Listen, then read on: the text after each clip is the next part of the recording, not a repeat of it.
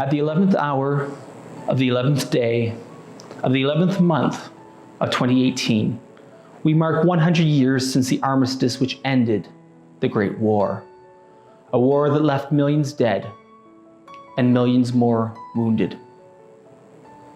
The war broke out in Europe, but the whole world felt it, and our fledgling nation answered the call. From the cabinet table in Ottawa to the kitchen tables of the nation, the war effort took the participation of every Canadian at home and abroad. Today, those who are 18, 19, and 20 years of age are looking forward to their whole lives, entering the workforce, going to college or university, or traveling the world. But in 1914, they willingly and bravely left the only homes they'd ever known to face the horrors of the war. Many who served never came home.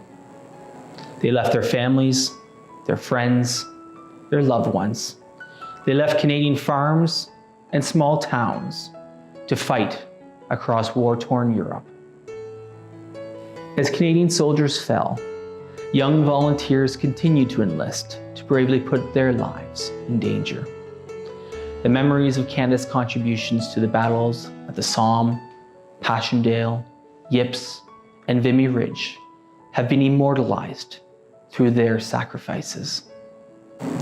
The battlefields of Europe are now quiet. Land that was once filled with trenches and craters, air that was once filled with bullets and gases are now still.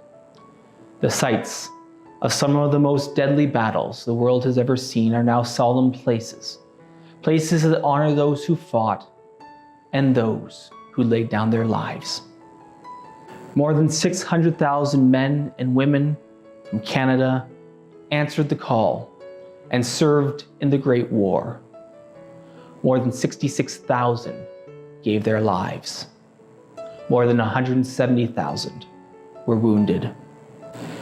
With a heavy price paid by Canada in Europe, our young country was recognized for our contributions to securing peace.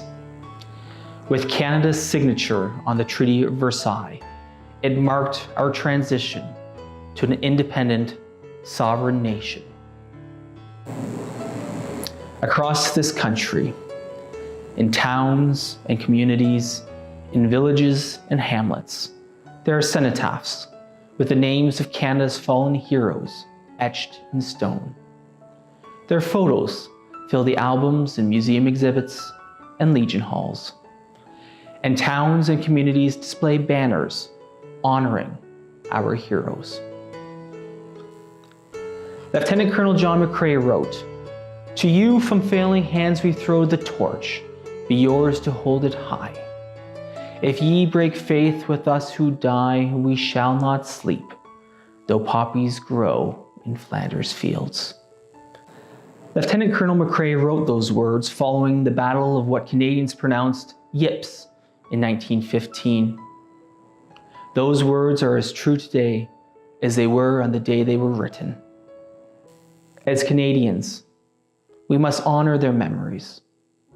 We must continue to uphold the values of freedom for which they fought and for which they laid down their lives.